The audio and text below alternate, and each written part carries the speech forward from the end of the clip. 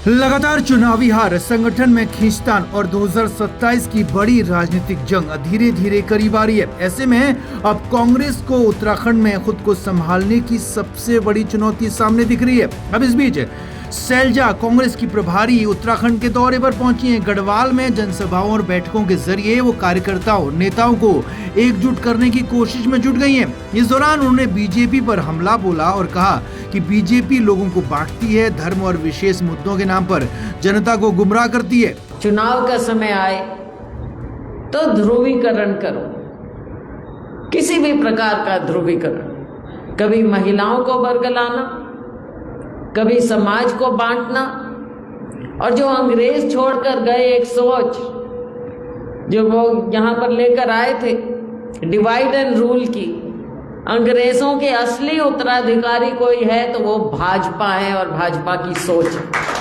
कि लोगों को बांटो। काम करने की जरूरत क्या है?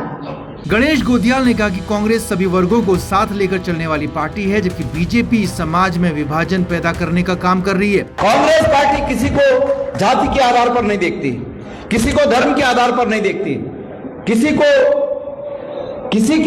के अस्तित्व के आधार पर नहीं देखती।